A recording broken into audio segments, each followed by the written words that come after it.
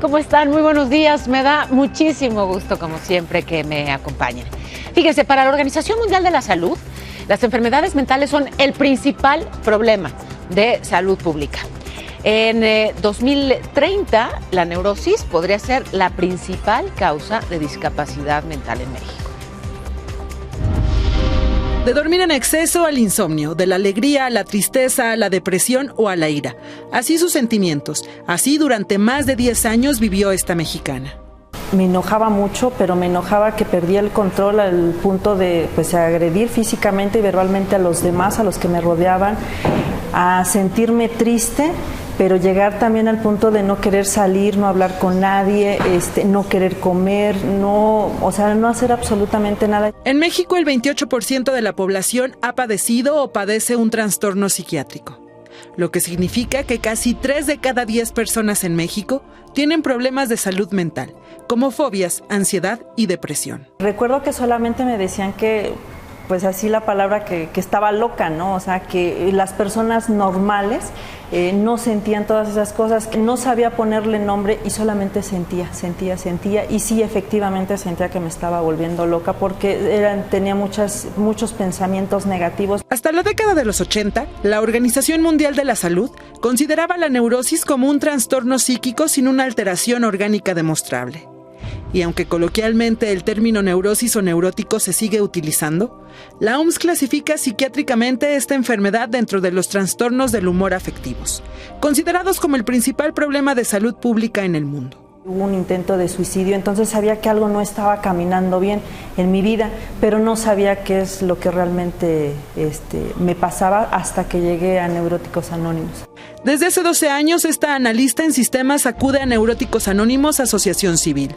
Cuando yo llego a Neuróticos Anónimos, pues encuentro personas que me entienden, que han pasado el mismo proceso que yo he pasado, que no me juzgan, que no me critican y al contrario encuentro ese apoyo. Nosotros tratamos de ser también un instrumento más para la medicina y de hecho hay psiquiatras que recomiendan a Neuróticos Anónimos. Funcionamos en base al principio de autoayuda. Hoy estos grupos de ayuda gratuita suman más de 850 en toda la República Mexicana. Para nosotros la neurosis es cualquier persona que padezca emociones y que interfieren en su vida. Cifras de la UNAM indican que 2 de cada 3 mexicanos en el país padecen neurosis, aunque no lo sepan. Los problemas no se han terminado, pero sí ha cambiado mucho la forma en cómo yo veo la vida. El día de hoy tiene sentido vivir, que antes no lo tenía yo. Arely Melo, al aire con Paola. Agradezco muchísimo que esté con nosotros la doctora Fegui Ostrowski. Ella es investigadora de la UNAM, ya la conocen. Qué gusto. Hola, ¿Cómo estás, Fegui? Bienvenida siempre. Gracias. ¿Cómo saber si somos neuróticos? Y pues sí, ¿qué hacer? Bueno, yo creo que lo más importante es ¿qué es la salud mental? ¿No? La salud mental quiere decir que estás bien contigo mismo, que te puedes relacionar bien con los que te rodean y que puedes enfrentar los desafíos de la vida cotidiana. Entonces, los problemas de salud mental pues se deben a muchos factores, a factores sociales, por ejemplo, cuando no ganas bien, cuando odias tu trabajo, cuando hay mucha violencia en el medio ambiente, pero también a factores internos, a tu sensibilidad y cómo manejas las emociones.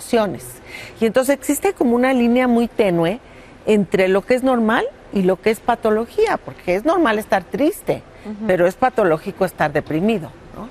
Porque estás triste todo el tiempo. Es normal tener miedo, pero es malo la fobia.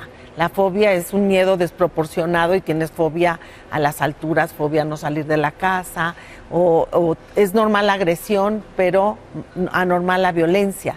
Entonces, cuando se habla de neurosis, que es un término que realmente la sociedad psiquiátrica ya no utiliza, la gente prefiere hablar de qué síntoma tienes.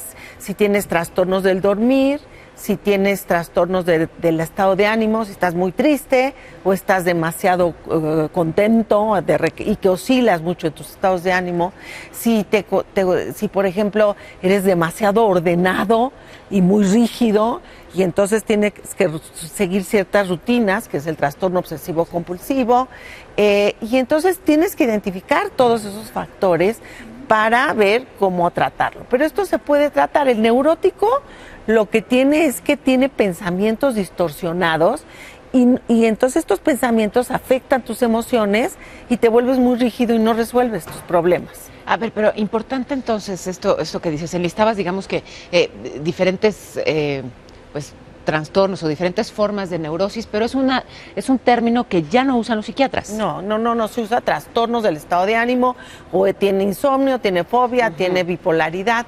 Cuando hablas de psicosis es cuando realmente ya no estás en contacto con la realidad. Sí, es un trastorno psiquiátrico en donde escuchas voces, tienes como la esquizofrenia, ¿no? O tienes paranoia, pero la neurosis, entonces todos tenemos cierto grado de neurosis. A ver, importante, Fegui, si tenemos algún dolor físico, pues vamos al doctor y nos revisamos.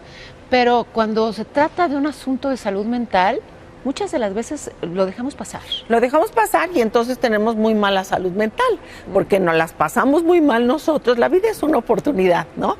La pasamos mal nosotros, hacemos que los que nos rodeen la pasen pésimo y pues tenemos problemas en el trabajo. Entonces tienes que ir ayuda. Estas organizaciones de neuróticos anónimos ayudan porque son grupos de apoyo en donde la gente comparte sus experiencias, pero en psicología y en la psiquiatría se ha demostrado que hay cambios en el cerebro cuando tienes una terapia cognitivo-conductual, cuando estos pensamientos que te destruyen y que te maltratan a ti mismo, los sabes cómo controlar. Y es muy interesante. Hay cambios que tenemos que hacer un programa de eso. ¿Cómo cambian las terapias el cerebro? ¿Y cuáles son las terapias que sí funcionan? Yo te propongo que ese sea nuestro siguiente tema. Fantástico. ¿Qué ocurre cuando se dan esas terapias a nivel cerebral? ¿Cómo se cambian? Y cambian diferentes áreas, ¿no? Sí. ¿Y qué incluyen esas terapias, no? Puedo incluso ser tu paciente para que presentemos la nota de la información. Aquí sacamos a... Fegui Ostrowski, me urge. Muchísimas gracias, doctora. Gracias, de verdad.